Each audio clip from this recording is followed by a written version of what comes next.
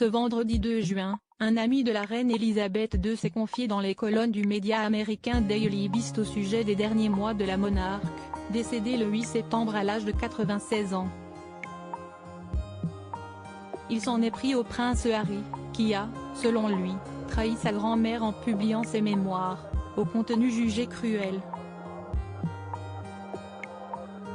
Il a également, pour appuyer ses propos, expliqué que la souveraine a beaucoup souffert, les années qui ont précédé sa disparition.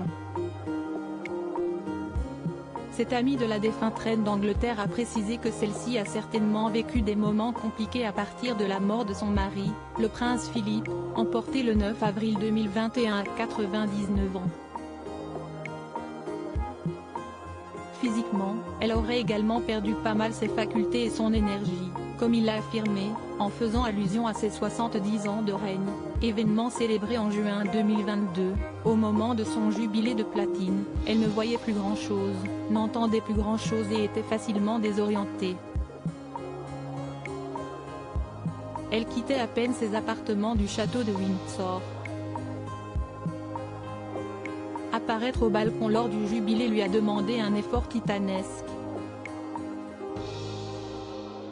Sur sa lancée, ce proche de la souveraine a estimé que son petit-fils, le prince Harry, aurait dû, tout comme son épouse Meghan Markle pendant cette période, se mordre la langue plutôt que d'enchaîner des révélations fracassantes sur la famille royale britannique.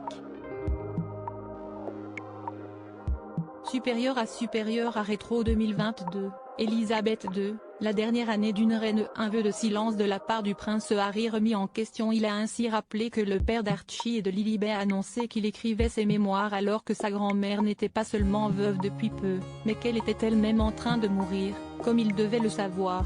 Avant d'ajouter, catégorique, la cruauté de la chose est à couper le souffle.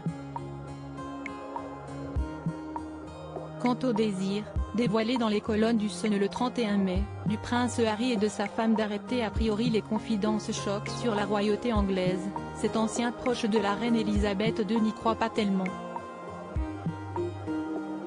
L'idée qu'ils vont maintenant faire vœu de silence après tous les dégâts qu'ils ont causés.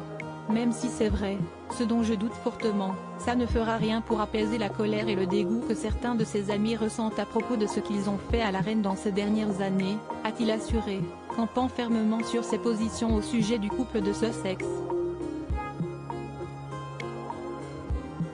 Article écrit avec la collaboration de 6 médias Crédit Photo, agence.